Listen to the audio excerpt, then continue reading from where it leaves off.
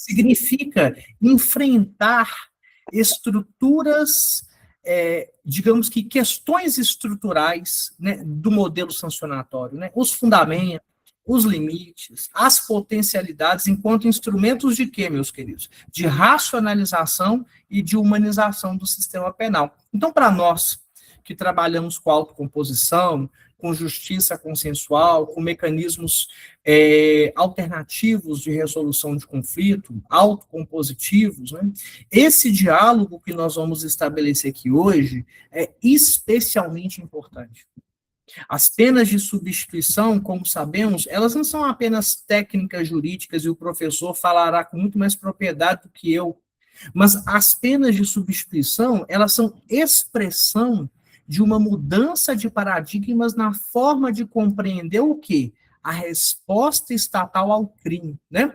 Então, a gente desloca de uma lógica exclusivamente retributiva para modelos mais proporcionais, mais restaurativos, mais integradores, mais socialmente possibilitadores a essa sensibilidade da dignidade da pessoa humana, né?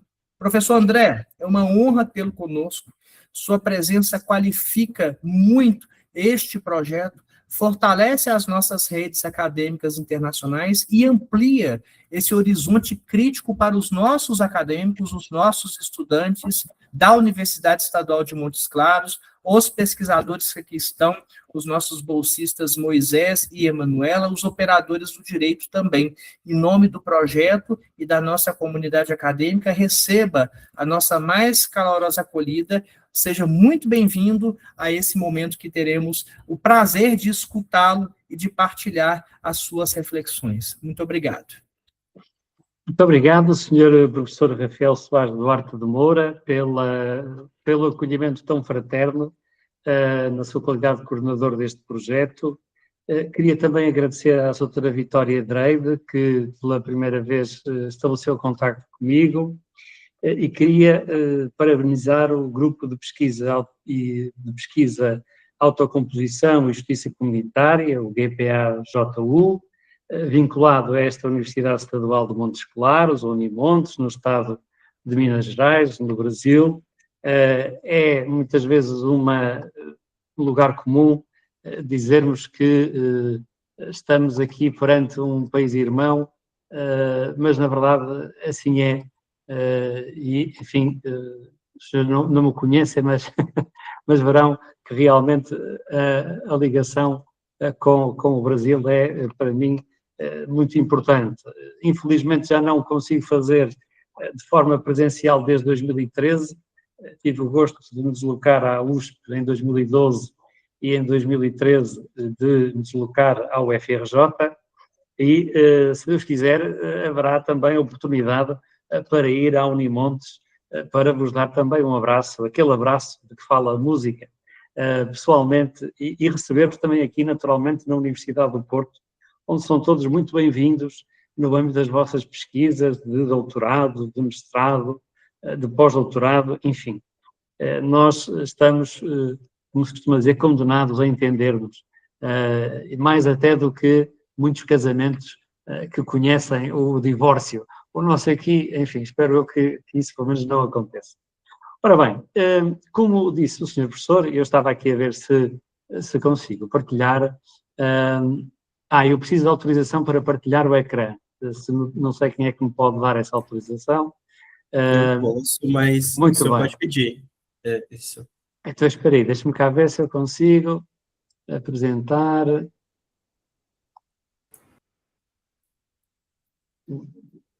Estou a partilhar, diz ele, mas acho que o que estão a ver não é exatamente o que eu queria. Deixe-me aqui, queria só partilhar aqui este diapositivo. Não estão a ver nada, não é? Ainda não, professor. Ainda não. Ok. Então, deixem-me ver aqui. Tem uma sugestão, às vezes, diga. O professor André poderia encaminhar os slides via WhatsApp para... Eu encaminhei para o Moisés. Eu tenho aqui também, eu posso então apresentar, tá só ótimo. vendo se o professor conseguia seguir o próprio ritmo Porque dele. aí fica mais fácil para o Moisés postar. Exato, vamos só, tentar aqui uma vez, para também não estarmos aqui muito tempo à espera. E, portanto, ele diz-me aqui, diz-me que me permitir, diz que está a partilhar o Firefox, mas imagino que não estejam a ver, estão a ver uma coisa... É ver na mesma tela. Estão a ver a tela toda, não é? Isso. Pronto, então, Deixa eu provavelmente, tentar aqui. ou se eu enviar por aqui, pelo chat, não sei se... Isso mesmo. Pronto, Ok. muito bem. Certinho? Todo mundo vê? Exatamente. Esse é o PDF que eu enviei já, não é? Isso. Certo. Pronto. Mas depois, enfim, eu vou-vos pedir para irmos então vou pedir para quem está com esse trabalho, se der o favor, depois à medida que eu for dizendo, vai mudando, não é? Para o seguinte. Ora bem, portanto, nós temos aí um quadro, antes de mais, esta ligação do direito e particularmente na vossa universidade, eu vi que o direito está, e muito bem, num departamento, se não é exatamente assim, é uma coisa parecida, o departamento de Ciências Sociais Aplicadas. Não podia estar mais de acordo com a forma como vocês organizaram o direito. O direito é isso mesmo, o direito é, quanto a mim, uma técnica mais do que uma ciência, sem que com isto perca qualquer tipo de importância, e que está ao serviço da satisfação de interesses comunitários. Interesses que podem ser de autocomposição ou de heterocomposição. Devo dizer-vos que este tema das penas de substituição é-me particularmente caro porque foi sobre ele que desenvolvi o meu doutorado aqui em Portugal. Mas também o tema da mediação penal, da justiça restaurativa, que quando falei a primeira vez com a doutora Vitória Dreibe, era uma das propostas.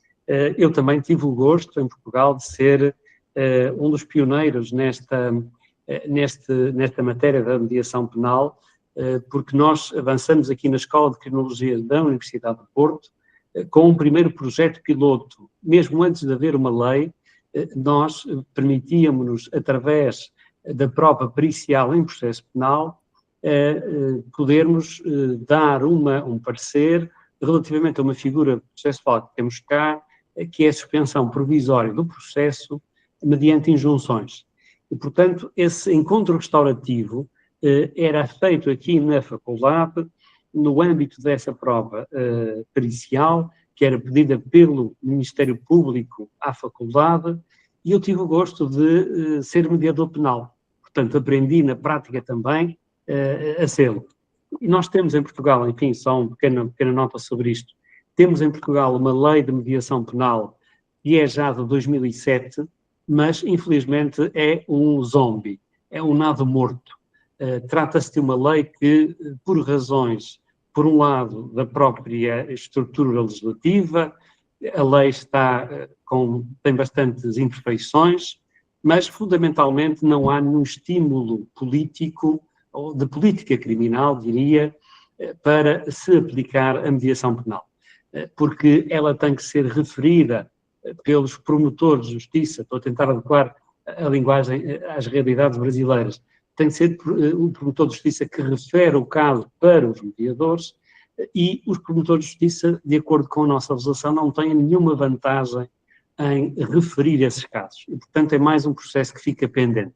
Bom, por isso, dizer-vos que nós, apesar de formalmente termos uma lei de mediação penal, ela na prática não está a funcionar. As penas de substituição já são, de facto, uma outra matéria.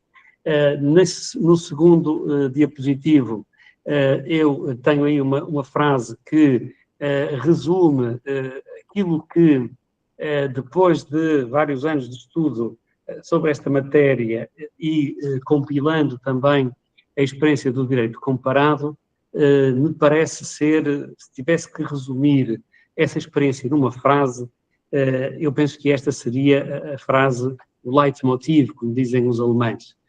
Ou seja, nós temos muitas vezes, a realidade portuguesa mostra-nos, mas não só, temos muitas vezes as penas de substituição, portanto, aquelas que se aplicam em vez de uma pena principal, que em Portugal e no Brasil penso que são as mesmas também, a pena de prisão e a pena de multa, são, portanto, aquelas que se aplicam em vez da pena principal.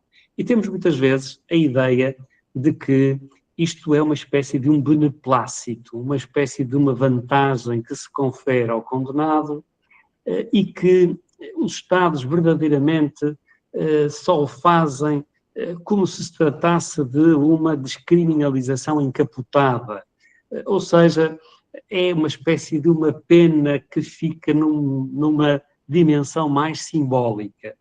Ora, esse é o pior serviço que nós podemos fazer às penas de substituição. As penas de substituição são verdadeiras penas. Às vezes parece que estamos a afirmar o óbvio, ou parece que estamos a utilizar uma verdade de Monsieur de la Palisse, como costumamos dizer. Mas aqui é de facto essencial nós dizermos que em muitos Estados, como acontece também em Portugal, as penas de substituição não são vistas com a seriedade, com a efetividade que deviam ser. Bom, todo este movimento, agora passaremos para o próximo, todo este movimento das penas de substituição nasce fundamentalmente a partir do final da segunda metade do século XIX, principalmente, inicialmente aqui na Europa, e que depois se vai espalhando por todos os outros continentes. Como nós sabemos, a pena de prisão é, na história, uma realidade recente. Ela só é considerada como uma forma de cumprimento de uma sanção a partir do século XVIII, a partir do Iluminismo, a partir do momento em que a liberdade do ser humano é considerada como um direito inalienável, um direito originário de todos nós. E por isso mesmo, até aí, a privação de liberdade era mais uma medida de coação processual, ou seja, era mais uma forma de evitar a fuga de alguém enquanto guardava o seu julgamento. Por isso, quando esta pena de prisão começa a ser aplicada e há os primeiros estudos criminológicos sobre a matéria, nós rapidamente intuímos que a pena de prisão é fortemente criminógena. É fortemente criminógena porque, como sabemos, há um conjunto de subculturas que têm os seus códigos próprios e, claramente, a subcultura prisional é uma delas. O meio prisional é um meio deletério, é um meio criminógeno, é o meio de onde os condenados, em regra, não saem melhor do que aquilo que entraram. Se saírem iguais, enfim, já nos devemos dar por satisfeitos. E, portanto, as penas curtas são bastante desnecessárias. O que é que são penas curtas de prisão? Há também toda uma discussão sobre isto e podemos hoje dizer que há um relativo consenso no sentido de dizer que a pena curta de prisão é toda aquela que vai até 1 ano de prisão, em medida concreta até 1 ano de prisão. No sistema português é essa a concepção também, e nos sistemas europeus também é este o índice que é utilizado. Apesar de se entender que, reparem, uma pena curta de prisão, independentemente das posições que nós tenhamos quanto à matéria das finalidades das reações criminais. Porque mesmo numa concepção ético-retributiva, concepção absoluta dos fins das penas, uma pena curta não é suficiente para retribuir o mal do crime. Não é suficiente para que a culpa possa ser afirmada. Numa ideia de prevenção geral, positiva, a reafirmação contrafáctica da norma, aquela frase estafada do Gunther Jacobs, que todos nós conhecemos, também não se consegue nesse momento curto. A prevenção geral negativa, a intimidação da comunidade, sendo também por pouco tempo, não se consegue. Olhando para a prevenção especial de ressocialização, não há possibilidade de nenhum trabalho sério de ressocialização em pouco tempo. Uma ressocialização negativa que apenas pretenda retirar do convívio social, segregar desse convívio o indivíduo durante um período de tempo, também ele é curto. E por isso não há nenhuma das reações criminais que encontre uma concretização correta nestas penas curtas. No entanto, enfim, hoje não tanto, mas eu diria que nas décadas 60, 70 do século passado, Nos países escandinavos, portanto, Suécia, Noruega, Finlândia, estes países tinham uma concepção, enfim, de alguma forma ela ainda permanece, de que o sharp short shock, isto é, as penas curtas de prisão, podem ser muito úteis para uma determinada camada de criminosos, digamos assim. Estamos a falar da criminalidade de white collar crime, estamos a falar dos criminosos de colorinho branco, estamos a falar da criminalidade que o Sutherland, não é, prismou como essa criminalidade de colorinho branco, a criminalidade económica ou financeira. Todos imaginamos que uma pessoa que seja, por exemplo, banqueiro, ou que tenha uma posição social muito elevada, passar, nem que seja uma semana na prisão, para ele é de facto um evento chocante. É um evento chocante e que poderá ter, diziam estes teóricos escandinavos, poderá ter um efeito muito vantajoso para a comunidade, porque se demonstra que, apesar dos poderosos praticarem crimes, o sistema consegue também reagir com uma pena que acaba por ser, de alguma forma, draconiana. Não tem sido este movimento que nasce na Escandinávia, não teve depois aceitação no resto da Europa continental, na Europa Central, na Europa do Sul, porque, de facto, ele viola os princípios, vários princípios constitucionais, nomeadamente o princípio da proporcionalidade. Dizemos que as penas de substituição se justificam por uma ideia de humanismo, por uma ideia de que se é possível conseguir as finalidades punitivas através de uma forma menos intrusiva nos direitos fundamentais do condenado, pois então deve ser essa mesma que se atinge. E isto está relacionado com os princípios que todos nós conhecemos da dignidade da pena, da carência de pena, da intervenção do direito penal como tutela de última ratio. Mas não podemos ser ingênuos, porque para além desta ideia do humanismo, há também uma forte ideia da chamada análise económica do direito, de Posner e de outros autores, portanto, como sabemos, uma corrente muito forte, que nasce nos Estados Unidos, que depois também tem grandes adeptos aqui no Reino Unido, enfim, na família do Common Law, e que está hoje ligada à matéria dos custos do crime. Os custos do crime são uma área vibrante hoje da criminologia, porque os nossos recursos são sempre escassos.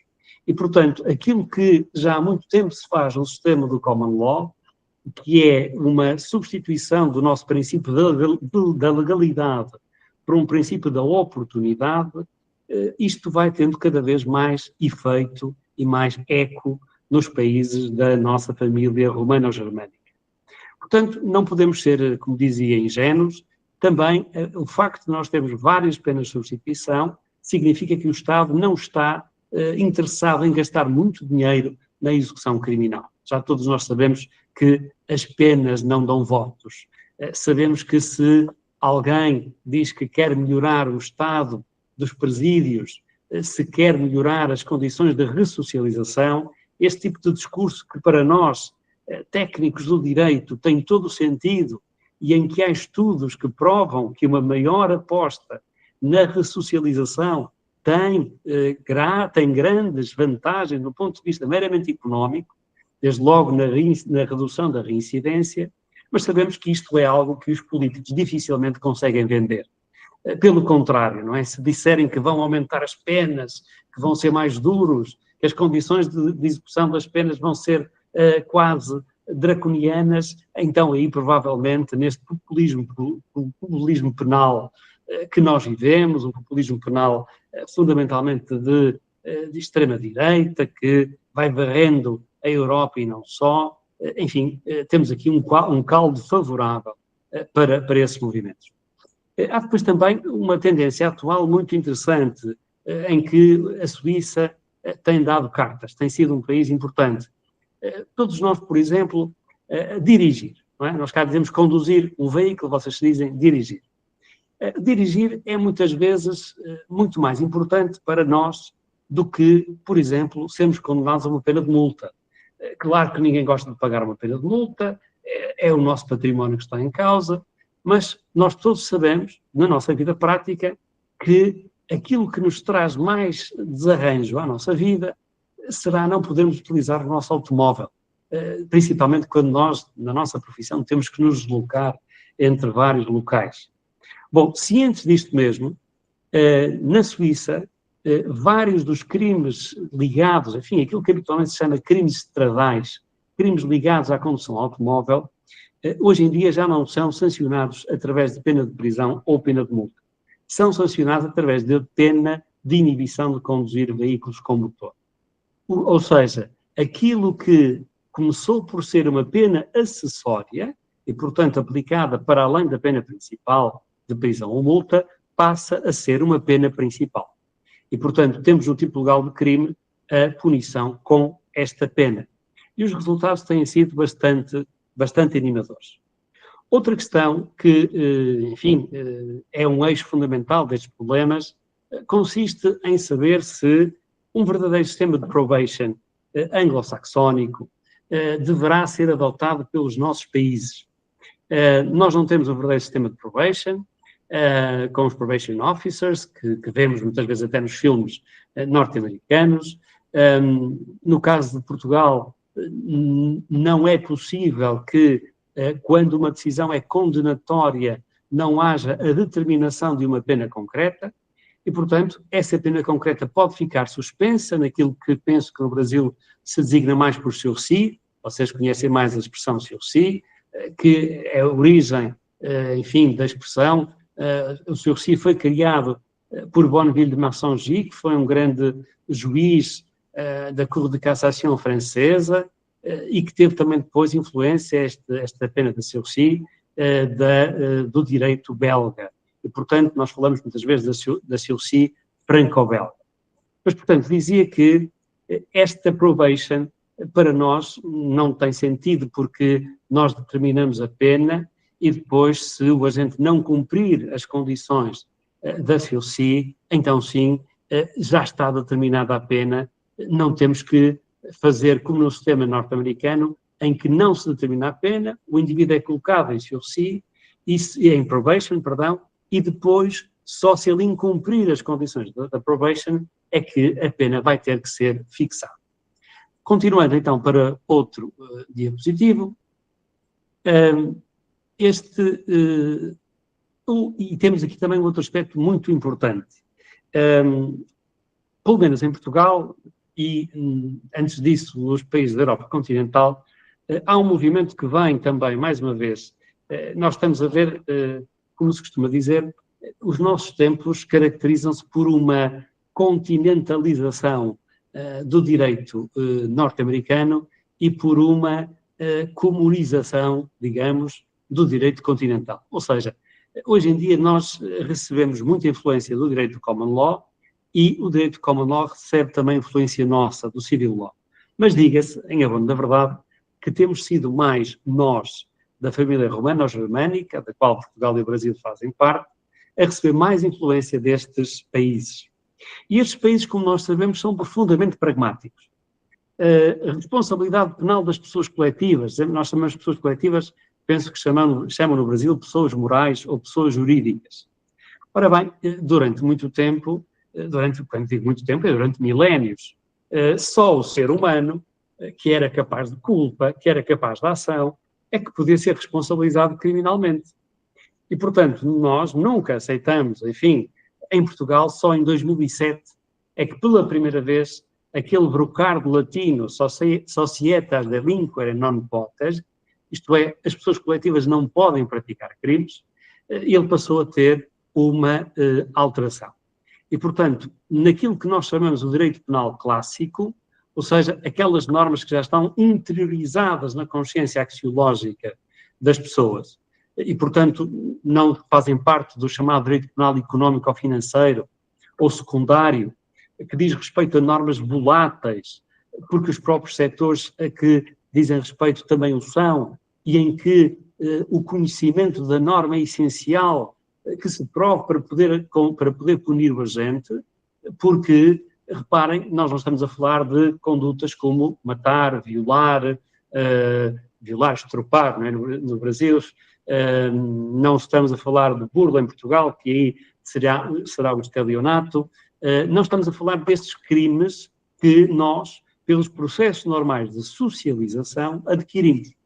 Estamos a falar, por exemplo, de crimes ligados ao mercado de valores mobiliários, ou crimes ligados à alta finança, crimes ligados ao branqueamento, à lavagem de capitais, como dizem no Brasil, em que se exige, de facto, o conhecimento de normas, muitas vezes normas prudenciais, normas ligadas à regulação de setores económicos, como é o caso do setor bancário e do setor dos seguros, em que só quem efetivamente conhece essas normas é que pode praticar, é que sabe que pratica esses crimes.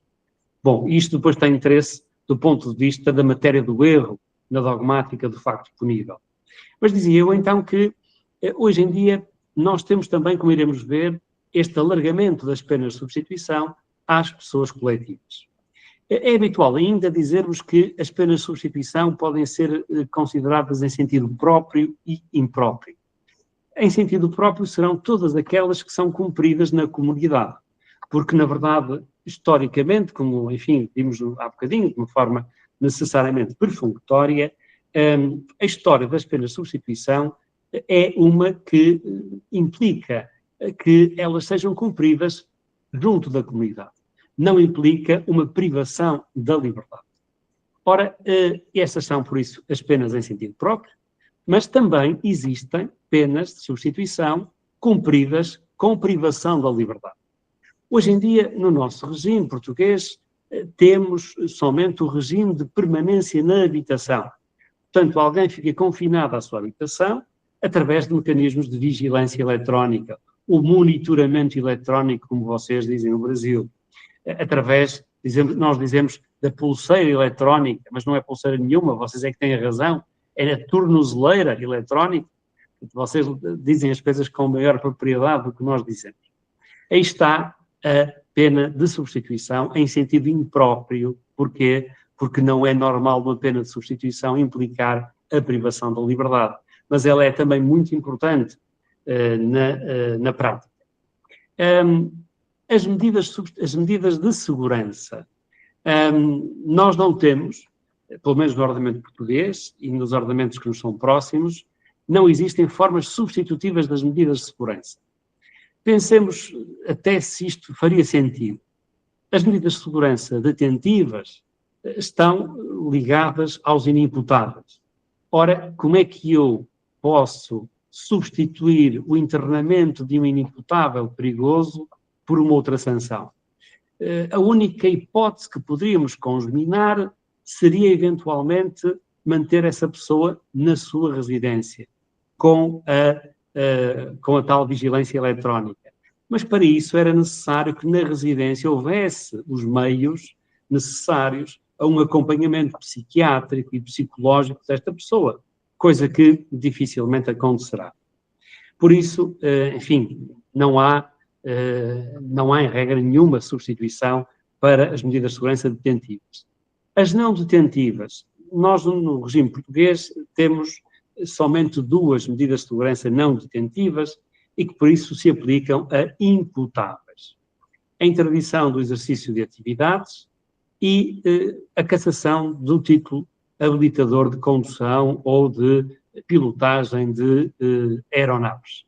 Ou seja, numa situação em que há uma repetição criminosa e em que o agente por várias vezes é proibido de exercer a condução automóvel, chega a uma altura em que isso já não é suficiente. E é necessário caducar o título de condução. Portanto, o nosso título deixa de ter validade jurídica. Durante uma série de anos, aquela pessoa não pode tirar a sua licença para conduzir e fica afastada da condução automóvel. O mesmo com as aeronaves. E pergunto eu, e por que não para os navios? O problema é o mesmo, não é? O legislador português esqueceu-se aqui dos navios, a possibilidade de poder também pilotar esses mesmos navios. Continuando então para o próximo diapositivo, que nos vai aparecer, e aí está. ele contende com uma pergunta muito interessante e que tem que ver também com o fundamento das próprias penas de substituição. Elas são um direito do condenado? São um benefício? São um poder-dever? Bom, vejamos. Não são um benefício, ou pelo menos não devem ser um benefício. Elas são uma outra forma, necessariamente mais vantajosa para o condenado, é certo, de cumprir a pena principal. É verdade. Mas isto porque é possível elaborar um juízo de prognose, como iremos ver a seguir, que é necessariamente positivo, favorável. Ela é um poder-dever do juiz. Aliás, no regime português, do ponto de vista do processo penal, quando o tribunal, podendo aplicar em abstrato uma pena de substituição, não tem qualquer tipo de referência a essa possibilidade na sua decisão final, nós estamos perante uma nulidade da sentença. E essa nulidade da sentença pode e deve ser conhecida em sede de recurso. Porquê? Porque o tribunal é obrigado a pronunciar sobre a possibilidade de aplicar. Pode concluir necessariamente que, no caso, não justifica aplicar uma pena de substituição. O que não pode é deixar de se pronunciar sobre essa possibilidade ou não. E por isso, ela é um poder-dever. É claro que aqui assome a questão da ressocialização. A ressocialização por si só dava para estarmos aqui a falar dias e dias e não iríamos concluir o assunto. Naturalmente que não é isso que vai acontecer, estejam tranquilos. A ressocialização aqui está para que nós possamos apenas dizer isto, que é numa frase também aquilo que se pode dizer dela. Ela surge como uma finalidade das penas expressamente no Código Penal português. Contrariamente a outros códigos, o nosso código tem um artigo que nos diz para que é que servem as penas e as medidas de segurança e, portanto, de alguma forma resolve o problema dos fins das penas. Diz que servem para duas coisas: para a proteção de bens jurídicos e, portanto, prevenção geral, e para a ressocialização do agente e, portanto, prevenção especial de preferência positiva. A ressocialização, como todos sabemos, meus caros amigos, é sempre proposta. A ressocialização nunca pode ser imposta. E não pode ser imposta por dois motivos. Um, muito simples e muito comezinho, que é não funciona. Não é? Se eu vou tentar obrigar alguém a ressocializar-se, é meio caminho andado para o falhanço. Nós só podemos propor ao condenado essa ressocialização. Ou seja, dito de outra forma, o Estado que, a partir do momento em que assume uma feição de Estado Social de Direito, assume uma feição prestacionista, como nós sabemos, uma feição positiva. E por isso, aquilo que deve existir é, dentro dos estacionamentos prisionais, todos os mecanismos para que, se o condenado assim o pretender, possa ressocializar-se. Mas isso é uma decisão final. Até porque impormos essa ressocialização, do ponto de vista do princípio da dignidade da pessoa humana, levanta problemas de não pouca monta. Bem, o juízo de substituição é um juízo de prognose, sempre. Aliás, toda a sentença, toda a pena, toda a medida de segurança é sempre um juízo de prognose. Quando o tribunal, por exemplo, entende aplicar 20 anos de prisão pela prática de um crime, está a fazer uma prognose. Está a dizer que para cumprir aquelas finalidades da pena, aquele período de tempo é suficiente. Ora, isso pode provar-se altamente errado se, depois do cumprimento da pena, há uma reincidência, e principalmente uma reincidência homótropa, ou seja, em que o mesmo tipo legal de crime é violado. Portanto, esse juízo de prognose favorável deve atender a uma série de fatores. Os fatores são estes que aqui estão: a personalidade do agente, as condições da vida, a conduta anterior e posterior ao facto e a própria execução do crime. Nós temos estes fatores apenas indicados como os critérios a ter em conta pelo Tribunal para a nossa pena suspensa, a vossa sursi. Eu defendo que estes critérios devem ser comuns a todas as penas de substituição, porque isto permitiria que as penas de substituição tivessem uma sistematização interna mais forte e, na verdade, estes são os critérios fundamentais para que o Tribunal possa decidir-se por uma pena de substituição, enfim, de uma forma mais clara. A substituição, claro que nunca é naturalística, é uma substituição normativa, é evidente. Quer dizer, quando se substitui uma pena por trabalho a favor da comunidade, cada uma das penas, a pena de prisão ou esta pena de prestação de trabalho comunitário, tem natureza diversa, mas normativamente elas correspondem às mesmas finalidades punitivas. E, portanto, a correspondência é normativa, não é uma correspondência naturalística.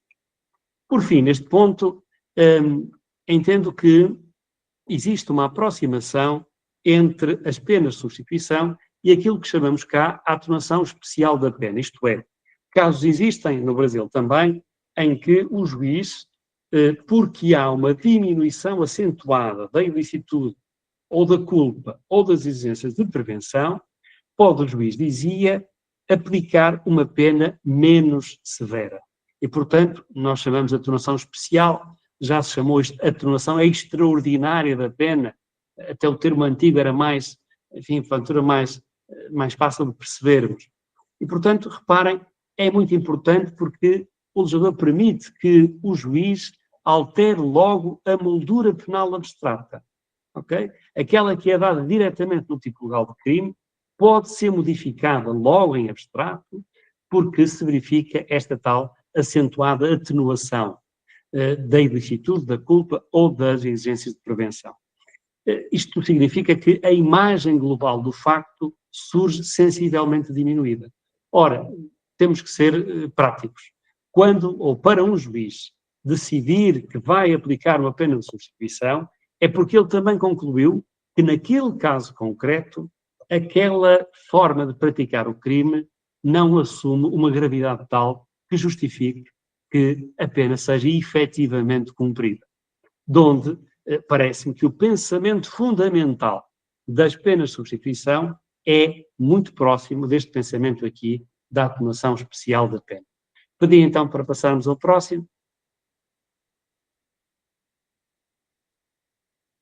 Muito bem. Ora bem, agora vamos fazer aqui um esforço de ver cada uma destas penas de substituição. A Sursi, vou falar assim, enfim, para todos nos entendermos, a Sursi levanta sempre um problema. Até que ponto é que ela deve ser aplicada? Para vos dar um exemplo nacional, um exemplo português, nós temos que, no Brasil, penso que é 40 anos, em Portugal, a pena de prisão no máximo pode ir até 25 anos.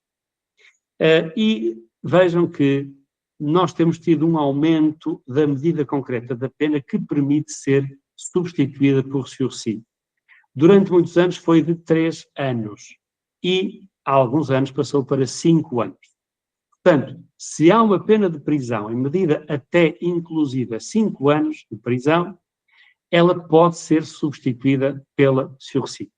Reparem que 5 anos é 1/5 da pena mais grave que nós podemos aplicar. E é 1/4 do limite normal da pena de prisão. O limite normal é de 20 anos, o limite extraordinário é de 25 anos.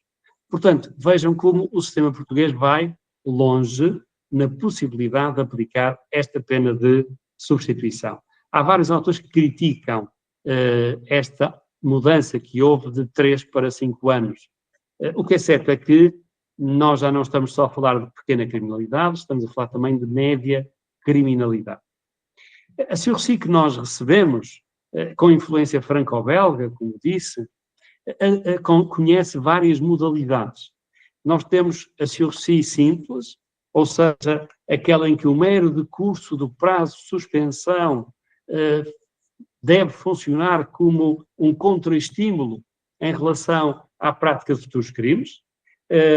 Temos depois a suspensão com deveres. Os deveres são sempre injunções relativas ao passado e, portanto, há uma finalidade retrospectiva. Por exemplo, a indemnização a pagar à vítima do crime, algo que já aconteceu, não posso, enfim, ultrapassar, e, portanto, aí dever. As regras de conduta visam já o futuro, visam a ressocialização do agente. No que diz respeito aos deveres, a nossa lei diz que elas visam reparar o mal do crime. É curioso porque esta expressão tem um sabor ético-retributivo, não é? Reparar o mal do crime. Portanto, olhar para o passado. É como se tivéssemos o Deus Janus, não é? Que deu origem ao mês de janeiro, que é de facto o mês que olha para um lado para o ano anterior e olha para o outro lado para o novo ano que agora está a começar. E, portanto, esse Deus das duas cabeças, das duas caras, esses anos, de facto, aparece aqui deveres, injunções que estão ligadas ao passado, regras de conduta e injunções para o futuro. Por exemplo, não se aproximar da vítima, não frequentar determinados locais, não acompanhar determinadas pessoas, não viver em certas zonas. Portanto, tudo coisas que visam evitar a repetição no futuro. E temos depois o regime mais grave da COC, que é aquilo que nós temos mais próximo da probation, embora não seja uma verdadeira probation. Isto é, os técnicos da ressocialização social, portanto, aqui o Instituto Público chama-se Direção-Geral de Reinserção e Serviços Prisionais. Portanto, a reinserção social, este Instituto Público, tem técnicos nos estabelecimentos prisionais, com formação em regra na psicologia, mas pode ser também na criminologia, pode ser como assistentes sociais, podem ser também de direito, e estes educadores sociais que estão nas prisões vão elaborar um plano de ressocialização. E, portanto, esse plano de ressocialização é um instrumento fundamental do regime de prova, que depois pode ser também unido a deveres e regras de conduta. Bom, e, portanto, esta e o indivíduo vai sendo acompanhado, o condenado vai sendo acompanhado por esse técnico de reinserção social que vai monitorizando o cumprimento desse mesmo plano de reinserção. Ora bem, muitas vezes, como nós sabemos, há incumprimento destes deveres. O nosso sistema distingue dois tipos de incumprimento.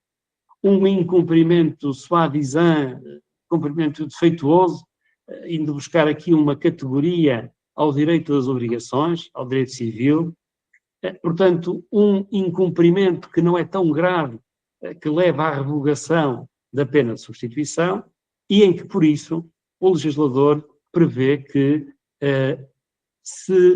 que o juiz da condenação, do Tribunal da Condenação, possa utilizar alguma destas modalidades que aqui estão.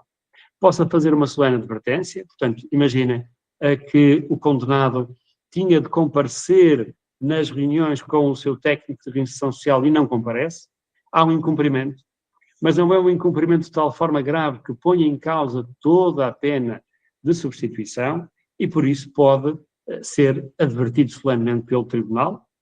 Pode haver a exigência de mais garantias de cumprimento, nos casos, por exemplo, de se tratar de deveres, por exemplo, a COC é acompanhado do dever de pagar X reais à vítima e ainda não houve o pagamento, pode o Tribunal exigir mais garantias desse cumprimento, garantias reais, portanto aqui os direitos reais entram também em funcionamento. Pode também haver um acrescento de deveres, regras de conduta ou novas obrigações dentro do regime de prova e, como estão a perceber, estas formas são crescentemente mais graves. Portanto, estamos a partir da menos grave para a mais grave. A mais grave de todas será alargar o período de suspensão. Imaginemos que alguém é condenado em 3 anos de prisão, suspensa também por 3 anos. Há um incumprimento que não é totalmente, que não leva totalmente à revogação. O que é que pode acontecer? O Tribunal pode, ao invés de se tratar de uma suspensão por 3 anos, pode aumentar em metade desses 3 anos. e, portanto, em mais 1 ano e meio. Portanto, a suspensão deixa de ser por 3 anos, passa a ser por 4 anos e meio. É possível? Sim, porque não pode ultrapassar os 5 anos, porque é também um máximo de suspensão. E também nunca pode ser menos de 1 ano. Ou seja, se alguém é condenado a 1 ano de prisão, suspensa por 1 ano, aqui não vai ser metade, não é? Porque metade de 1 ano seria 6 meses, mas há um mínimo de 1 ano. Portanto, se alguém é condenado a 1 ano de prisão, suspensa por 1 ano, e há lugar a esta aplicação, o período de suspensão passa de 1 para 2 anos. Bom, continuando para o próximo, nós temos a possibilidade de haver uma, como eu dizia, estas formas ligadas a um cumprimento que não é tão grave que leve à revogação, deviam, em meu juízo, ser aplicáveis a todas as penas de substituição, não o são, e de facto era possível que isso acontecesse, como aqui se diz, na prestação de trabalho comunitário, bastaria aumentar o número de horas de trabalho, a mesma coisa acontece na multa de substituição, na proibição do exercício de profissão, função ou atividade, também aumentar a duração, o regime de permanência na habitação, também aumentar essa mesma duração. Continuando, então, também para o próximo, nós temos hipóteses em que o incumprimento já não é tão pouco grave. É um incumprimento grave. E é um incumprimento grave porque, e por isso é que eu digo que é um incumprimento definitivo, usando novamente uma terminologia do direito civil, mais concretamente do direito das obrigações. Então, é o próximo diapositivo, se puderem alterar, agradeço. E, portanto, nós vemos que pode haver essa revogação por 2 motivos. O primeiro motivo consiste numa violação grosseira ou reiterada das injunções. Portanto, alguém que estava vinculado a um dever, a uma regra de conduta, a um regime de prova e não o cumpre, e, portanto, assim sendo, terá que haver esta revogação, ou então porque comete um crime durante o período da suspensão. Ora, não é qualquer crime que implica a revogação desta pena de substituição. Terá que ser um crime, diz a lei, que implique que daí se possa retirar que as finalidades punitivas não puderam ser conseguidas através da seu recinto. Como é que os tribunais e a doutrina estão a interpretar este segmento normativo? Estão a interpretá-lo tendo em conta a natureza do crime. Ou seja, se durante o período de suspensão o agente praticar o mesmo crime ou um crime que preveja um bem jurídico próximo, Moisés, quando puder alterar, já estamos no seguinte. Portanto, dizia, esta forma de modificação, esta forma de revogação porque se comete o crime, esse crime terá que ser um crime que proteja o mesmo bem jurídico ou um bem jurídico semelhante. Só nestes casos, por exemplo, imaginem que alguém foi condenado a uma pena suspensa por violência doméstica. A vossa lei Maria da Penha, não é? Como é conhecida. Se durante o período da suspensão o agente comete um crime cujo bem jurídico é bastante diferente, por exemplo, conduz sob o efeito de álcool, o bem jurídico aqui protegido, a segurança rodoviária, nada tem que ver com o bem jurídico protegido pela violência doméstica. Sendo assim, então, não vai haver lugar à suspensão. Isto é, não há um efeito automático pela prática de um crime durante o período de suspensão, no sentido de revogar essa mesma pena. Bom, a nossa jurisprudência portuguesa é, na minha perspectiva, excessivamente benevolente com o condenado. Porque muitas vezes o condenado, por exemplo, quando tem que pagar uma indenização à vítima, tem o período da suspensão para o fazer. Imaginem, tem 3 anos para o fazer. E o que é que muitas vezes acontece? Quando estamos no momento da condenação, esse indivíduo ainda tinha meios para liquidar a indenização. Com o tempo, vai gastando esse dinheiro. E quando chegamos ao termo do prazo da suspensão, ele não está em condições de liquidar essa indenização. E em muitos casos os tribunais dizem, bom, neste caso não podemos fazer nada. Nós não podemos exigir ao condenado algo que ele não pode dar. Ora, meus caros amigos, isto não tem sentido nenhum. Isto é um total desrespeito pela vítima. O princípio vitimológico, que é um princípio importantíssimo na interpretação do direito penal, ressente-se com este tipo de interpretação. Portanto, deveria ser logo no momento da condenação, estando reunidas as condições económicas para o fazer, que esse pagamento se deveria fazer. E não esperar que, muitas vezes, o condenado gaste esse mesmo dinheiro. Portanto, isso não é algo que tem sido altamente lesivo dos interesses das vítimas, este tipo de interpretação que tem sido feita pelo Tribunal. Esta revogação, como é que se faz? Reparem, levanta um problema interessante do ponto de vista jurídico. Durante o período da suspensão, há a comissão de um crime. Bom, mas, como nós sabemos, em Portugal também, no Brasil sei que também, a nossa justiça não é propriamente rápida, não é conhecida por ser rápida. É uma justiça lenta, em muitos casos demasiado lenta. Aliás, Portugal tem sido muitas vezes condenado no Tribunal Europeu dos Direitos Humanos por este tipo de violação do artigo 6º da Convenção Europeia dos Direitos Humanos, que tem que ver exatamente com o prazo razoável para a administração da justiça. É quase sempre aí que nós somos condenados e bem. Ora bem, reparem, durante o período de suspensão há a notícia de que o agente praticou um crime, mas depois nós vamos ter que saber se o agente vai ser condenado ou não. Ora, até que haja a condenação transitada em julgado, isto pode ir para além do período da suspensão, não é?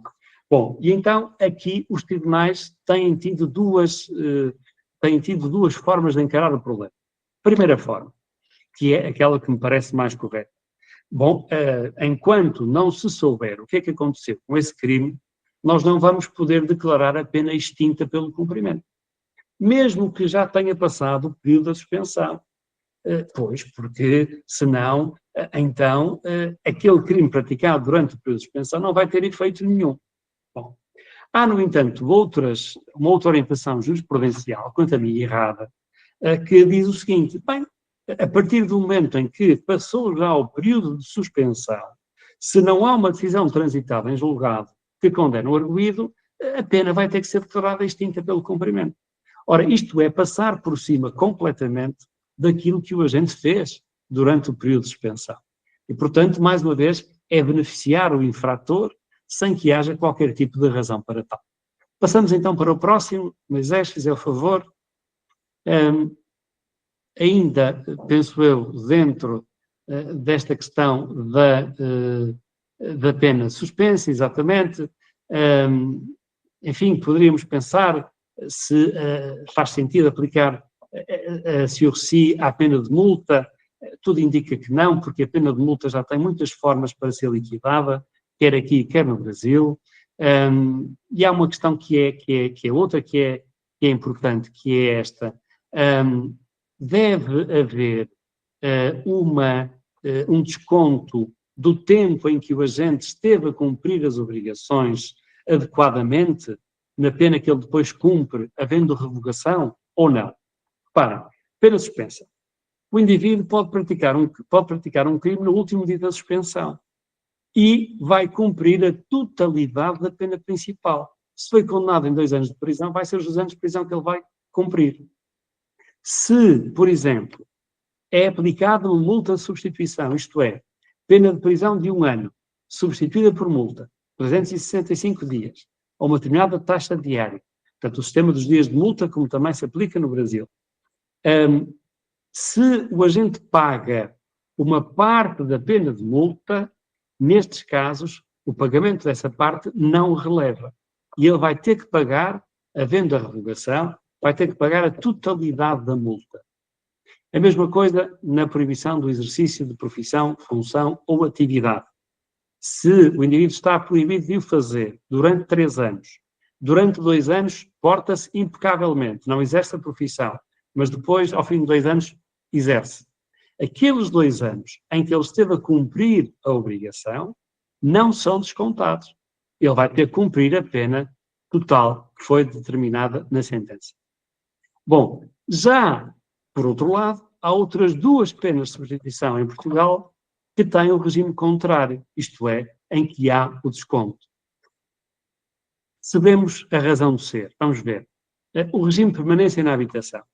Bem, o regime de permanência na habitação é uma tal pena de substituição em sentido impróprio, isto é, implica uma restrição da liberdade. E, portanto, percebe-se, se alguém esteve com a liberdade restringida, que o tempo em que isso aconteceu deva ser descontado no tempo de cumprimento da pena principal de prisão, se houver revogação. O mesmo sucede com a prestação de trabalho a favor da comunidade. Nesses casos, se alguém, por exemplo, trabalha 100 horas a favor da comunidade e depois deixa de cumprir as demais, imaginem que ele teria que trabalhar 200 horas, essas 100 horas implicaram um esforço e, por isso, o legislador entende que deve descontar essas 100 horas na pena principal a cumprir. E, portanto, já não serão as 200 horas que equivaleriam a 200 dias, mas serão 100 dias de prisão. Portanto, temos aqui um regime dispar quanto a saber se há lugar ao desconto nas hipóteses de revogação. Passando para o próximo.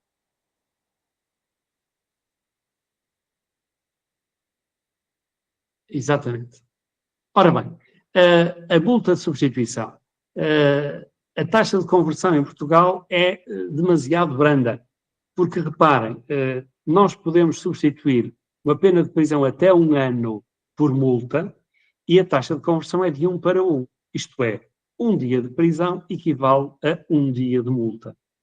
Ora, como todos sabemos, naturalmente que o tempo de privação de liberdade tem um caráter muito mais aflitivo do que 1 dia de multa.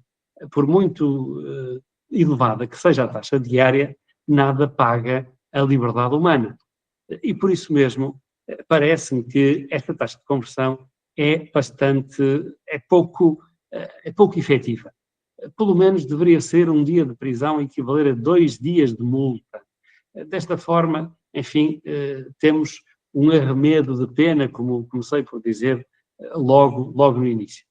Vejam ainda que esta multa de substituição pode ser paga em prestações, portanto, um pagamento fracionado, pode ser um pagamento diferido, portanto, a gente não está em condições de liquidar agora, mas está no máximo dali a 1 ano, pode fazer esse pagamento, pode ainda revogar-se a pena de multa e teria que se aplicar a pena de prisão que está fixada na sentença e se provar que só não houve a liquidação da multa por uma circunstância económica do agente, pode ele ainda beneficiar da suspensão dessa pena de multa.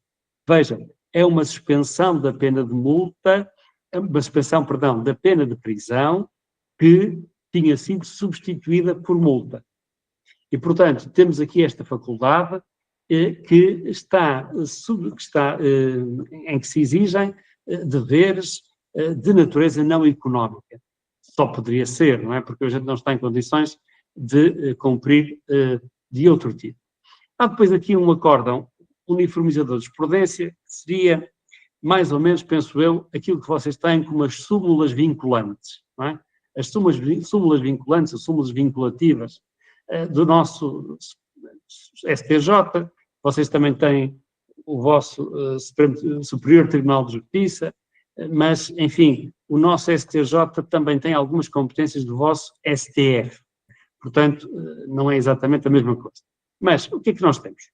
Este Supremo Tribunal de Justiça, que para nós é o órgão máximo que não tem competências constitucionais, não é? O vosso STF tem competências constitucionais, nós temos só um tribunal, chamado Tribunal Constitucional, não somos muito originais no nome, temos um Tribunal Constitucional que só trata dessas matérias, mas o vosso STF trata de matérias constitucionais e também de matérias ligadas a questões de crime, enfim, de cível, etc.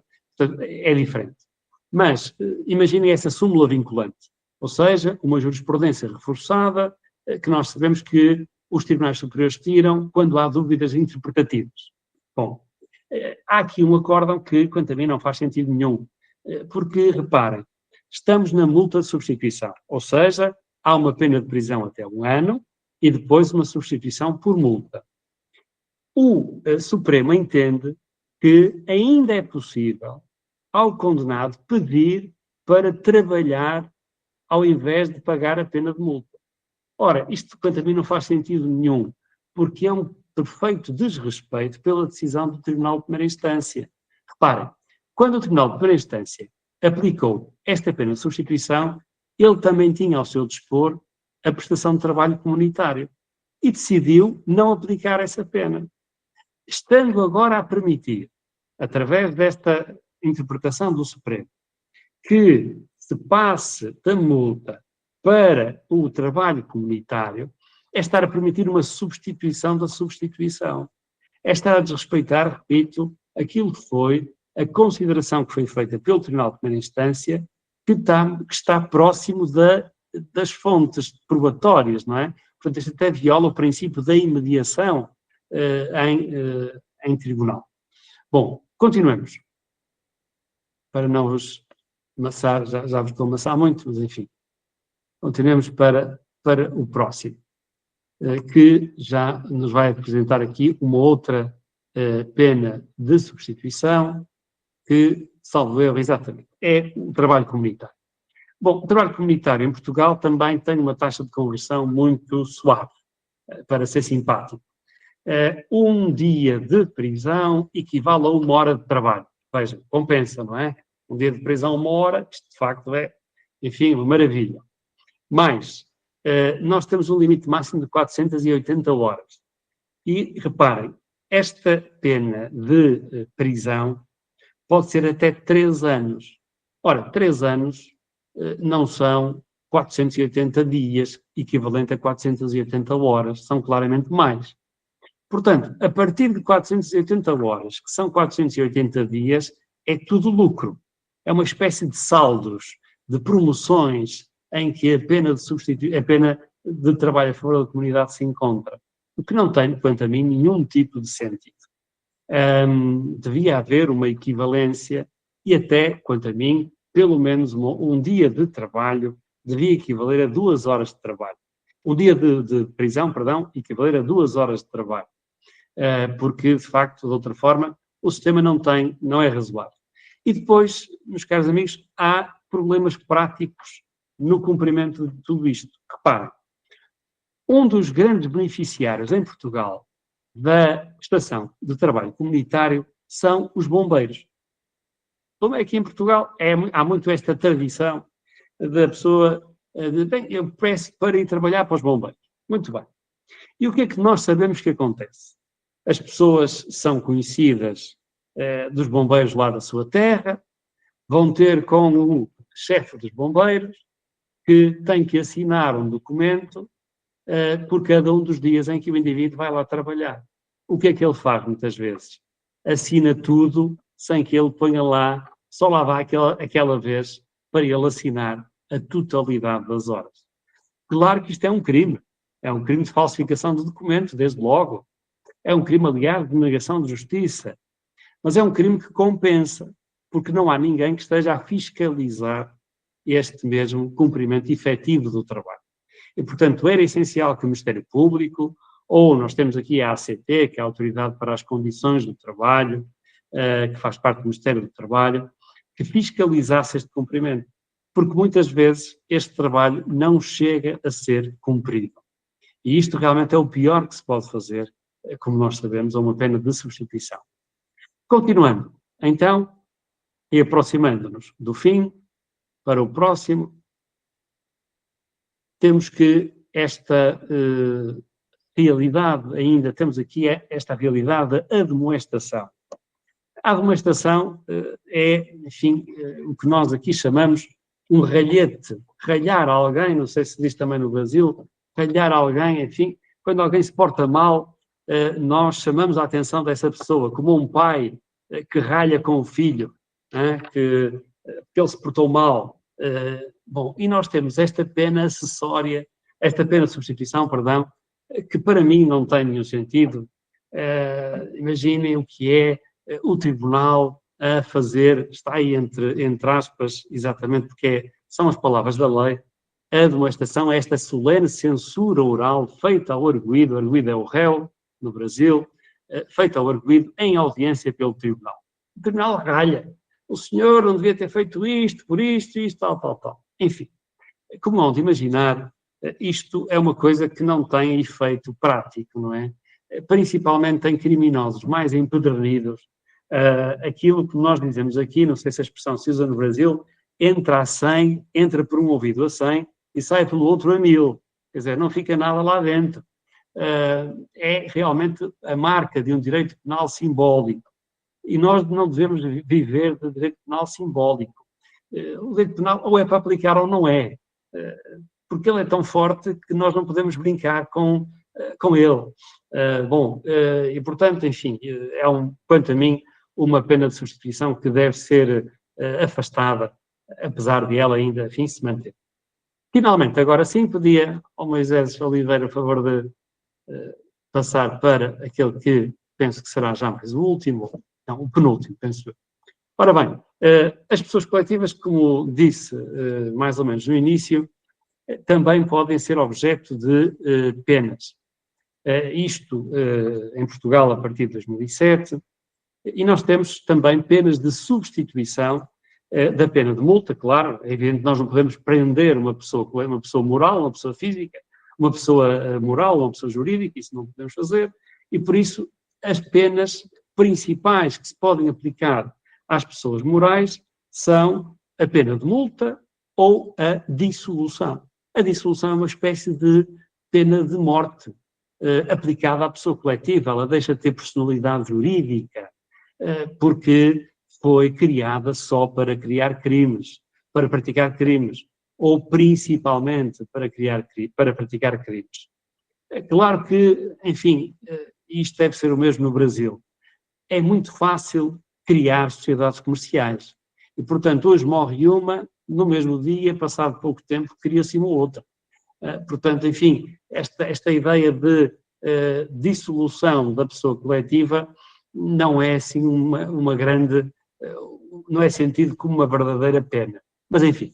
Ora bem, temos então 3 formas, não só em Portugal, mas dos países da Europa continental, 3 formas de penas de substituição para as pessoas morais ou jurídicas. A amoestação, olhem, continua, cá está ela, não vale a pena repetir. A caução de boa conduta, que, enfim, todos percebemos o que significa. A pessoa coletiva em vez de pagar a multa, e reparem, as multas aplicadas às pessoas coletivas são elevadíssimas, às vezes na ordem dos milhões de euros, o que faz com que a pessoa coletiva tenha de se apresentar à insolvência, à falência, o que tem, naturalmente, um efeito muito pernicioso na economia. Mas dizia eu que tem de entregar essa caução num determinado valor e se durante um período de tempo forem cumpridas todas as injunções, então essa é uma forma de substituir a pena de multa. E, portanto, é devolvida a caução.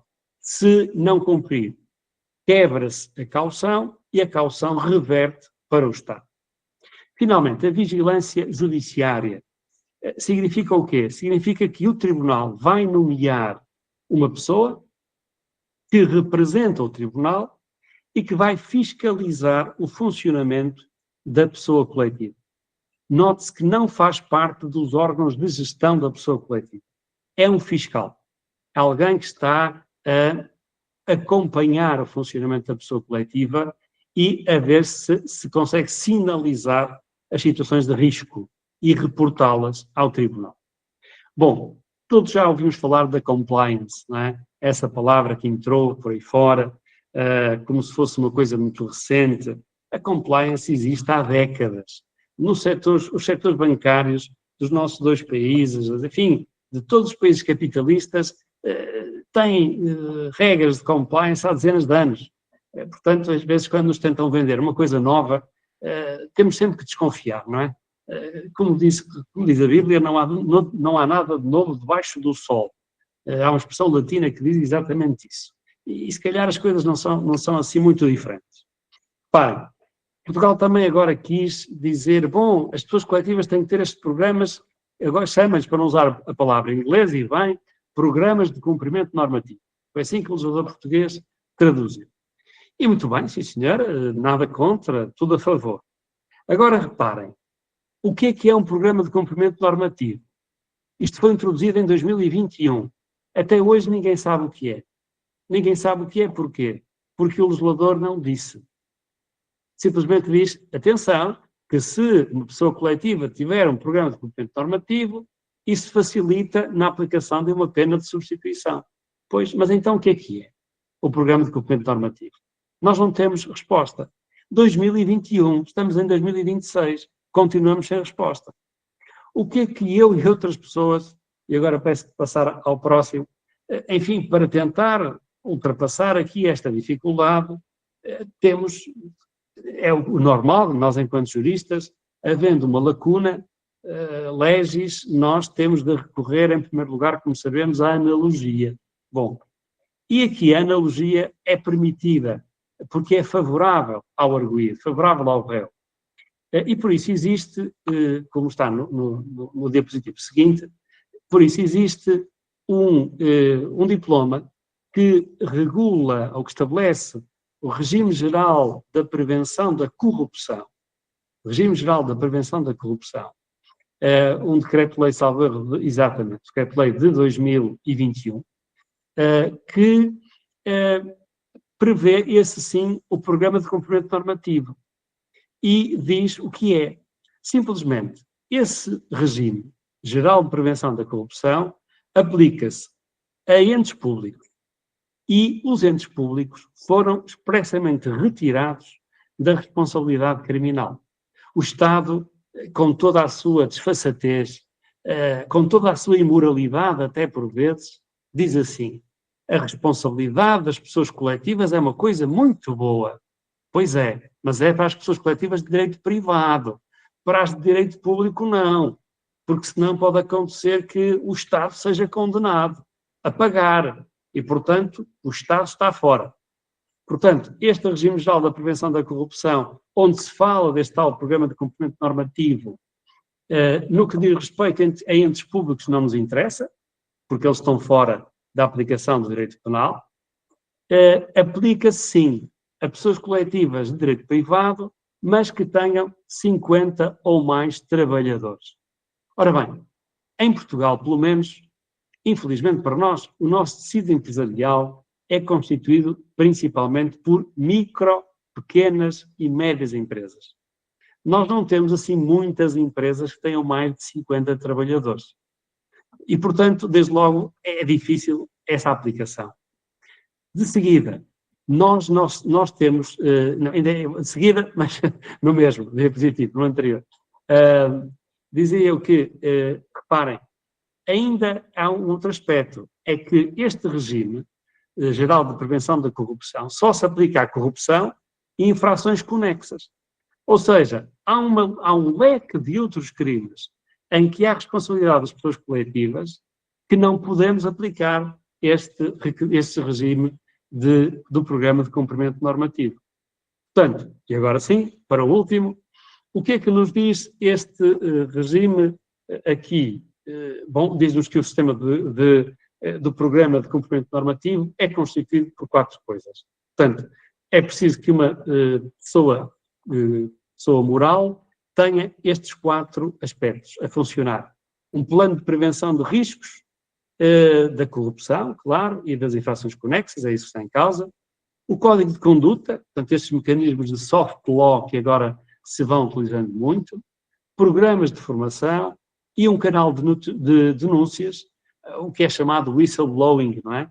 E depois toda a chamada proteção aos whistleblowers, enfim, whistleblowing significa, traduzindo literalmente, o whistleblower é aquele que toca o apito, portanto é o bufo, é aquele que denuncia, é o delator, portanto tem que haver um canal de denúncias anónimo para internamente, portanto para os trabalhadores e também para os fornecedores, da sociedade comercial e para qualquer pessoa que estabeleça algum tipo de contacto com essa pessoa coletiva. Bom, penso que o seguinte é já o final, em que eu agradeço a vossa atenção, espero eu, exatamente. Só por curiosidade, essa pintura que aí está é muito interessante, data do século XV, é o julgamento de Cambyse, Cambyses foi um rei do que é hoje os Países Baixos, e ele teve um juiz persa, nem de propósito agora, infelizmente, com esta crise no Irão, um juiz persa chamado Sisamnes, e, portanto, segundo isto tudo, segundo Heródoto, não é? O pai da história. E, portanto, este quadro da escola flamenga do século XV trata-nos desse julgamento e, portanto, enfim, achei que podia ser um quadro interessante para enquadrarmos aqui esta conversa que foi demasiado longa. Eu peço-vos imensa desculpa, mas acabei por me entusiasmar e, portanto, como ali tem questions and answers, estou totalmente aberto a qualquer questão que queiram colocar. Muito obrigado. Caríssimo professor André, agradecemos muito a oportunidade de poder escutá-lo. De fato, o senhor pôde sinalizar para nós em pouco tempo, e isso é desafiador, né? Porque tivemos muito pouco tempo para falar de um tema vastíssimo, um tema extremamente relevante, o Instituto das Penas de Substituição.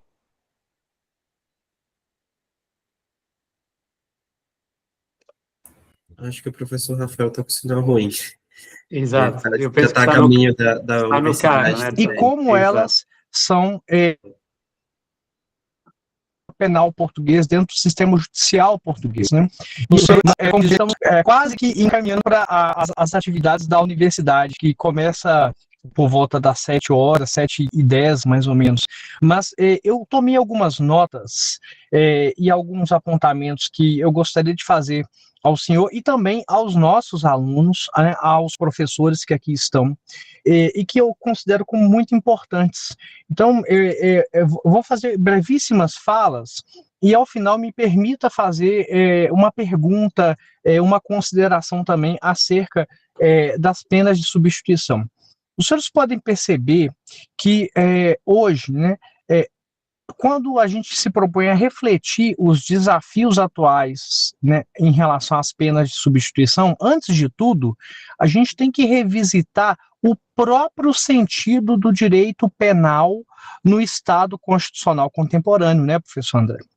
Não se trata apenas, como o senhor muito bem diz, não se trata apenas de discutir os instrumentos técnicos normativos que são previstos na parte geral dos códigos penais. Mas a gente está diante de um verdadeiro enfrentamento de uma questão muito mais profunda. Seria dizer qual a legitimidade da pena em sociedades democráticas que são marcadas pela crise do encarceramento, pela hipertrofia do sistema punitivo, né?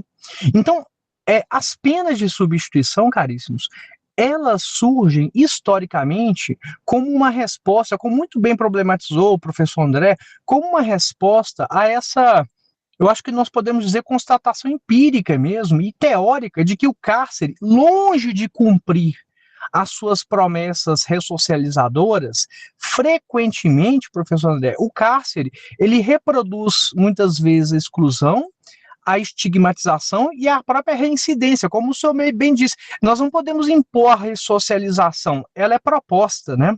Ela é proposta. Então, ao mesmo tempo, nós podemos perceber que a expansão, e a gente pode considerar isso, o senhor abordou isso, essa expansão digamos que essa expansão indiscriminada das penas substitutivas, elas podem revelar algumas ambiguidades, né? Olha, estariam essas penas verdadeiramente reduzindo o poder punitivo ou essas penas, elas substitutivas, elas apenas ampliariam a capilaridade do sistema punitivo, transformando, né, essas penas de substituição em novas formas de controle social difuso, né, digamos assim, né? Então, nesse ponto, eu acredito, professor André e demais, que o debate, ele se densifica bastante, né? Porque, o senhor veja bem, se por um lado, as penas alternativas, elas concretizam, por exemplo, princípios como a intervenção mínima, princípios da proporcionalidade e da dignidade da pessoa humana. Por outro, existe um risco de que essas penas se convertam em mecanismos de gestão administrativa da punição, né? E muitas vezes são mecanismos submetidos às lógicas de eficiência, de governança, né? Que podem muitas vezes esvaziar essa dimensão garantística, né? Que a gente tanto preserva como um dos corolários do direito penal. Isso é muito importante. Então, a substituição da pena privativa de liberdade, por exemplo, ela pressupõe, podemos dizer assim, uma reconfiguração do paradigma sancionatório. Como o senhor falou, os crimes do colarinho branco, os crimes sofisticados, né? Mas essas penas nos exigem repensar algumas questões. Por exemplo, a função preventiva da pena em suas dimensões geral e também na dimensão especial, né? A gente tem que repensar isso. O próprio papel da culpabilidade como o limite do ius puniendi, né? É uma questão muito, muito relevante para a gente também pensar. A ideia da articulação entre a justiça retributiva, a restaurativa e a própria justiça consensual, né, é uma questão muito, muito importante. E eu posso dizer a própria tensão entre a expansão simbólica do direito penal e aquilo que a gente fala da necessária contenção mesmo do direito penal para que não haja, né, aquele estado panóptico, né, aquela sociedade extremamente panoptizada, né, controladora, né? Então, além disso, eu penso, professor André, demais, que em tempos de populismo penal que nós vivemos, né? De demandas sociais por respostas imediatas e severas muitas vezes, né? As penas de substituição, elas enfrentam um desafio político, né, professor André? Como sustentar a legitimidade dessas penas diante, muitas vezes, de narrativas punitivistas que identificam severidade com justiça, né? Isso é um argumento que muito sedutor, né? Numa sociedade em que muitas vezes os políticos ficam com o ouvido muito sensibilizado às questões de segurança pública, de violência, né? Isso traz votos ou afasta muitos votos, né? Talvez, professor André, o ponto mais sensível, eu vejo, ele esteja justamente aí. As penas de substituição, elas não são apenas técnicas alternativas, elas representam efetivamente uma opção político-criminal sobre o tipo de sociedade que a gente deseja construir, que a gente deseja desenhar, né? Então, uma sociedade que encara o crime como uma falha moral, a ser excluída, a ser escanteada, né? Ou nós poderíamos dizer como um desafio a ser administrado com racionalidade e a própria noção de humanidade, né? São paradoxos, né? E são questões que trazem para nós antíteses, né? Então, professor André, nesse panorama, nesse horizonte, eu me permito formular para o senhor, né, uma questão assim, para a gente problematizar, né?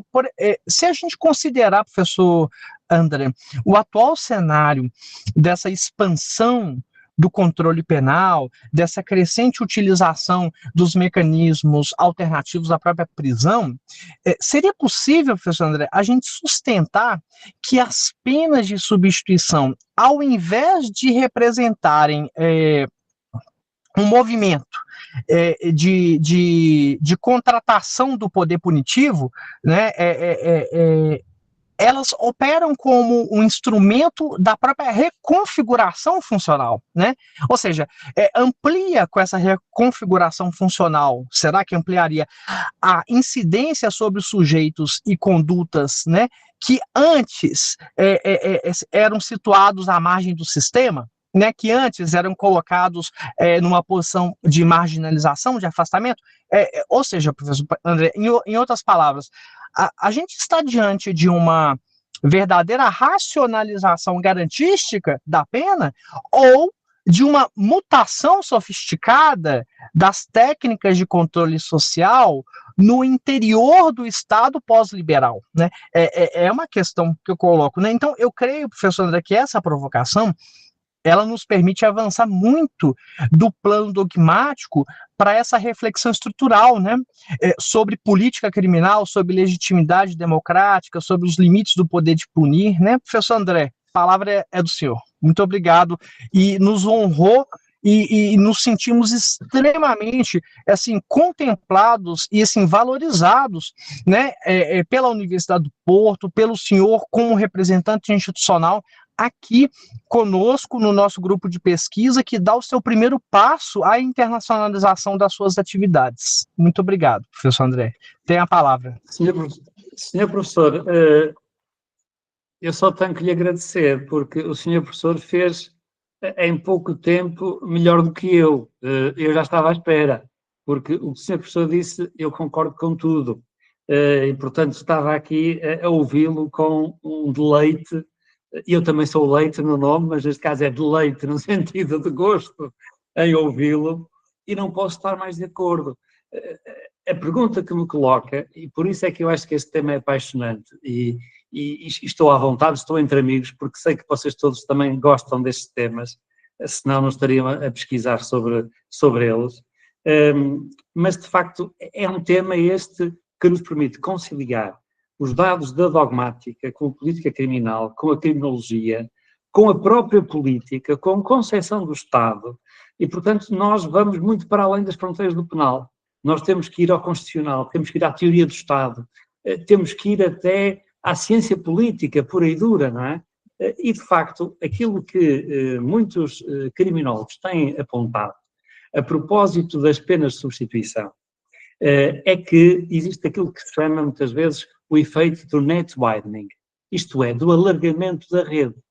Porque, como dizia o professor Rafael Duarte Moura, o que é que acontece? A partir do momento em que nós temos mais penas de substituição, e por isso mesmo evitamos o ingresso nos presídios, nós vamos ter, por parte dos juízes, o maior à vontade, perdoem-me a expressão, maior à vontade para aplicar uma pena. Porque o juiz assim, bem, ele vai para o presídio, ele fica com a CIORCI ou fica um trabalho comunitário, e portanto, algo que anteriormente nem sequer entrava no sistema, ficava na borda do sistema, agora passa ao sistema. Porquê? Porque o sistema tem meios de reagir que não passam necessariamente pelo cumprimento efetivo da pena de prisão. E por isso, nós temos um sistema que, ao contrário, por isso mesmo é que este paradoxo é muito interessante, ao contrário daquilo que seria, aquilo que nós poderíamos pensar, que as penas de substituição vão permitir, ao fim e ao cabo, aplicar menos penas, é exatamente o contrário. É que acabamos por aplicar mais penas. Simplesmente esperamos nós que não sejam penas de prisão efetiva, mas também sabemos que muitas vezes há revogações e que essas revogações fazem com que as pessoas acabem por ter de cumprir essas penas. Por exemplo, só um aspecto. Os diretores das prisões detestam os cumprimentos das prisões subsidiárias quando a multa não é liquidada. Pois detestam, porque depois aquilo dá poucos dias. E ter que criar ali um lugar para ter mais um interno, mais um recluso, que vai ocupar pouco tempo, como isto é como quem vai para um hotel, não é? A gente já sabe que no hotel, se a pessoa fica 15 dias, dá menos trabalho. Se fica uma noite, dá um trabalho imenso. E, portanto, isto mesmo dito por vários amigos que são diretores de estabelecimentos prisionais, eles dizem, tu não imaginas a dificuldade que nós temos de acomodar esta malta que vai passar pouco tempo no estabelecimento prisional, para além de tudo aquilo que nós já vimos do ponto de vista dos fins das penas, que não tem essa finalidade. Portanto, não podia estar mais de acordo. É de facto há uma neutralização dessa ideia garantística, não é? E agora aqui a gente lembra-se muito de autores como Ferraioli, não é? Luigi Ferraioli, que é, enfim, o autor do garantismo por excelência, e, na verdade, estas penas de substituição assim aplicadas têm muitas vezes uma espécie do germe da sua própria destruição, não é? E que é uma coisa de facto muito, muito interessante, e que é algo sobre o qual nós todos podemos refletir, e agradeço-lhe o desafio e a provocação amiga que me fez. Muito obrigado. Obrigado, professor André. Eu, nesse momento, inclusive, abro a palavra, caso haja alguma demanda, algum questionamento, caso o professor André, inclusive, tenha um tempinho para poder aqui responder. Claro que sim. Fiquem à vontade, caríssimos ouvintes, nossos professores, pesquisadores, mestres e nossos alunos do grupo, caso queiram fazer alguma demanda sobre as penas de substituição. Não podemos estar falando com a melhor autoridade que estuda e que, acima de tudo, é apaixonado pelo tema. Sim, apaixonado sim, sabedor, todos estamos sempre a aprender. Eu vou começar, então. Primeiro, eu queria avisar o pessoal do grupo que o formulário com o link da lista de presença já está no chat, tá bom, gente? Professor, muito obrigado. Eu também me interesso bastante pela temática da criminologia, então a explanação do senhor para mim foi de grande valia. Eu queria saber bastante no sentido que o professor Rafael pontuou, que é mais voltado para a análise econômica do direito, em que eu queria mesmo saber a opinião do senhor, se o senhor acredita que com essa substituição normativa se corre o risco dela se tornar uma espécie de ferramenta contábil das massas carcerárias, das pessoas que estão cumprindo penas, e acabar sendo esvaziada qualquer subjetividade, qualquer indicativo pessoal dessas pessoas, de condições de vida dos agentes cumpridores de pena, e que se torne, de certa forma, uma ferramenta que esteja a favor das métricas do Estado, dessas métricas do neoliberalismo. Sim, e infelizmente eu penso que caminhamos para aí. A análise económica de direito, pelo menos aqui na realidade europeia que eu conheço melhor, durante muito tempo era assim uma coisa que nós olhávamos como algo estranho lá dos americanos, aquela malta que tinha uma concepção ultraliberal, de um liberalismo que nós, enfim, pelo menos aqui na Europa, tentamos que seja de alguma forma ainda temperado por um Estado Social de Direito. Mas na verdade isto não é assim. Não é assim porque os acontecimentos que todos nós, enfim, não vale a pena estar a dizer quais são, mas todos os conhecemos, têm nos últimos anos e nos últimos poucos anos, têm mudado radicalmente a forma como se olhava, porque a partir do momento em que nós temos à frente da maior superpotência alguém que conduz a política como se fosse um agente imobiliário, que é isso que está a acontecer, é um agente imobiliário, onde é preciso, enfim, é o que é. Portanto, sem isto, sem nenhum juízo, vamos constatar um facto. Pronto. A partir do momento em que é assim, nós temos que as penas acabam por ser algo que faz sentido se na medida em que a sociedade não possa conviver com essas pessoas. E se elas não puderem estar no convívio social, então é segregá-las. A preocupação com a racialização é algo cada vez mais secundário. Vejam que Nicolás Maduro está detido, preso, enfim, como queiram dizer, naquela que é uma das piores prisões de Nova Iorque, onde estão criminosos de delito comum. Quer dizer, gosto ou não de Nicolás Maduro, e eu estou à vontade porque não gostava da linha ditatorial. Não gosto de nenhum ditador, tenho esta coisa que eu acho que, em geral, todos nós não gostamos de ditadores. Mas que diabo, o homem era chefe de Estado de um país. Estar a juntá-lo com criminosos de delito comum numa prisão que tem ratos, porque nós sabemos que é assim, essa prisão não tem condições mínimas de humanidade, no país que supostamente é mais rico do mundo, enfim, é algo que desde logo para nós é perfeitamente, enfim, inqualificável. Mas nós também não nos podemos esquecer de uma outra coisa. E, desculpe, estou a fugir um bocadinho, mas eu já vou à questão central. As prisões nos Estados Unidos são quase todas privadas. O Estado privatizou a segurança nas prisões. Não é, por exemplo, acontece aqui em Portugal e provavelmente acontece no Brasil. Alguns serviços são terciarizados. Por exemplo, a alimentação dos reclusos. Bem, é terceirizado e até melhorou a qualidade. A lavagem das roupas, etc., pode ser. Agora, a segurança nunca é entregue, a segurança é do Estado. O Estado tem que assegurar, tem que garantir a segurança. Mas nos Estados Unidos, as prisões, em regra, são privadas. E, portanto, vejam, essas sociedades comerciais querem clientes, querem cada vez mais condenados. Portanto, há depois todo o lobby, e nós sabemos como é que é o lobby nos Estados Unidos, todo o lobby que vai criar, como dizia o Dr. Moisés, a indústria carcerária. Claro que sim. Portanto, quanto mais leis que prevejam crimes, melhor, porque vamos ter clientes. Quanto mais tempo os clientes estiverem no estabelecimento prisional, no presídio, melhor também. Portanto, nós temos aqui uma espécie de self-fulfilling prophecy, não é? Uma profecia que se vai realizando a si mesma e que um sistema que se alimenta a si próprio e que está em roda livre. De facto. Portanto, esta análise dos custos do crime, é certo que nós temos que olhar para eles. Nós não podemos também simplesmente ser líricos e viver num mundo que não corresponde à realidade. A sociedade tem custos na perseguição criminal dos crimes, certo? Mas isto não implica, penso eu, que nós devamos ainda abandonar o nosso princípio da legalidade, que continua a ser aquele que corresponde melhor à proteção dos direitos fundamentais e das finalidades da pena. E haja manifestações do princípio da oportunidade, que todos nós temos, já nos nossos processos, sem dúvida.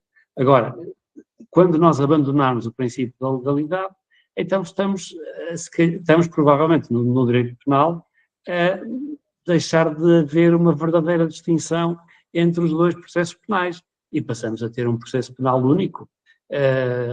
Bom, como há globalização em tantas coisas, por que não a globalização do processo penal? Por que não passarmos todos a defender aquilo que são os princípios de justiça retributiva, não é? Os Estados Unidos é um país cuja finalidade das penas é uma finalidade retributiva. Não há, enfim, lá não se fala em prevenção, enfim, a deterrence deles é isso, é ainda uma finalidade absoluta, de uma doutrina absoluta.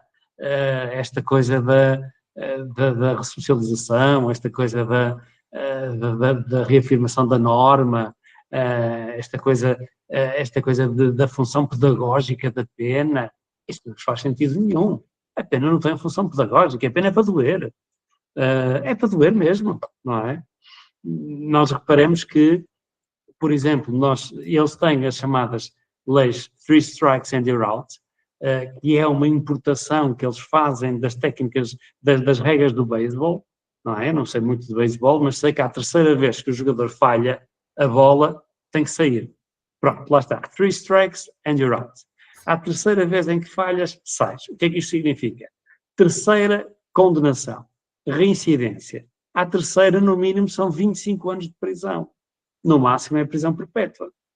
E muitas vezes nem estamos a falar de crimes graves. Estamos a falar do que eles designam como misdemeanors. As misdemeanors não são as offenses. E, portanto, são uma espécie de direito administrativo sancionatório que nós teríamos nos nossos ordenamentos jurídicos. Por isso, sim, esta análise económica de direito está aí, cada vez vai tendo mais adeptos. Nós devemos olhar para ela, mas não devemos partir, na minha perspectiva, sob pena de dizer, enfim, se nós quisermos manter os nossos quadros que as nossas constituições, a portuguesa e a brasileira, proclamam, então nós não podemos dizer que a análise económica de direito tem de prevalecer sobre as finalidades das penas. Não, as finalidades é que têm de prevalecer sobre a análise económica de direito. Isso sim, se podemos encontrar formas autocompositivas, formas de justiça restaurativa, muito bem. Quer dizer, todos estes grupos, o vosso e outros, enfim, têm um valor extraordinário, porque são uma forma de demonstrar também ao poder político que, respeitando aquilo que são os nossos princípios basilares do Estado de Direito, nós conseguimos também aplicar a justiça de uma forma que também é mais barata, não é? E em que nós não negociamos os nossos princípios fundamentais. Que é isso, não é? Na vida eu acho que o mais importante é sermos fiéis a nós mesmos. E os sistemas também. O sistema penal, o mais importante é ser fiel àquilo que são as suas bases fundamentais. Se as quisermos mudar, isso é outra coisa, não é? Se queremos mudar as bases, mudemos. Agora, temos que ser congruentes. Se as bases são A, B e C, então são aquelas. Sim. Obrigado, professor. Realmente parece meio difícil conciliar essa lógica de eficiência econômica com ressocialização, mas, de fato, temos outros caminhos, né? Como a autocomposição, que a gente trabalha no grupo. Sem dúvida. Eu queria trazer um exemplo daqui de Minas, por exemplo, que o senhor trouxe o termo do alargamento de rede, muito forte na criminologia, que aqui algumas das instituições que tomam conta, que acompanham essas penas alternativas, principalmente do trabalho comunitário, já meio que adaptam esse termo de alargamento de rede, mas colocam ele de uma forma mais específica dentro do trabalho, de criar mesmo redes para que possam ser observadas essas pessoas de forma com que o tempo inteiro haja um radar dentro da sociedade, dentro das instituições, escolas e outros locais, para que essas pessoas cumpram as penas. Claro que, de uma forma primária, é uma ótima ideia, é algo muito, muito simples, mas se for olhar com mais criticidade, a gente percebe que esse panótipo acaba se expandindo cada vez mais. Gente, o pessoal que ainda está aqui, só para a gente finalizar, alguém tem mais alguma pergunta para fazer para o professor André? Agora o pessoal já está se encaminhando para a universidade. Para jantar. Vão ter trabalho. Tem aulas, exatamente. Exatamente. Professor, reitero os agradecimentos. Nosso grupo fica muito feliz de ter o senhor aqui conosco. O Unimontes está de portas abertas, esperamos recebê-lo de volta. A Vitória quer falar. Eu só queria também agradecer. Muito obrigada, professor André. Foi um prazer para a gente, uma honra o senhor ter aceitado o convite e a explanação. Foi muito enriquecedor para o nosso grupo, então eu só quero realmente reafirmar o meu muito obrigada por ter aceitado o convite. Fiquei muito grata. Eu agradeço, foi um bom final de dia e estou sempre disponível para colaborar convosco e tenho também sempre aqui a cidade de Porto portas abertas para vos receber. Por isso, vamos continuar nesta caminhada juntos. Muito obrigado. Obrigado, professor André, muito obrigado. Inclusive, já estamos querendo um próximo encontro, vamos estudar isso, principalmente para problematizar uma questão que eu acho que nos toca muito. O caso de El Salvador, por exemplo, que progressivamente está sob ao arrepio da própria Constituição ou às custas da modificação da sua própria Carta Constitucional, se transformando numa colônia penal internacional. Né? O sistema punitivístico que muitas vezes é colocado como ideal pela extrema-direita em El Salvador é uma situação que assim, é extremamente gravosa, né, em termos de efetividade e que transforma aquele país em um verdadeiro calabouço medieval de aprisionamentos, né? Inclusive com acordos internacionais de transferências, né, de detentos. Você imagina, degredos, né? É o degredo do terceiro milênio, é exatamente o que está. Então, são temáticas que eu acho que a gente pode ainda aprofundar um pouco sobre isso, porque diz respeito a essas cosmovisões políticas. A política ela está imbricada nisso diretamente, né? E a ilusão da segurança, né? É a ilusão da segurança, né? Completamente. Não é à toa que é um país recordista de presos, né? Sem dúvida, sem dúvida, sem dúvida. Não, é essencial, quer dizer, depois de Guantánamo, o El Salvador, enfim, e Guantánamo não está resolvido, como nós sabemos. Mas, enfim. Exato. Tínhamos aí Guantánamo, gente, outra conversa muito longa ainda. muito interessante também. Obrigado, bem. professor. Muito Pessoal, gosto. antes de saírem, lembrem-se de assinar a lista de presença que está no chat, tá bom? E, professor André, nós vamos encaminhar o senhor a certificação por essa palestra, por esse Muito momento que o obrigado. senhor teve conosco, tá? E agradecemos penhoradamente a sua presença, a sua gentileza, a graciosidade das palavras e a amabilidade com que nos acolheu e nos Foi um proporcionou gosto. essa tarde. Só podia ser assim, com gente tão simpática. Como se costuma dizer, a ação gera reação, por isso não podia ser de outra forma. Muito obrigado a todos. Um bom descanso. Até uma próxima oportunidade. Obrigado. Obrigado, Com licença. professor André. Um abraço. Com licença. Uma boa noite. Um grande Boa abraço noite. para todos. Obrigado. Obrigado.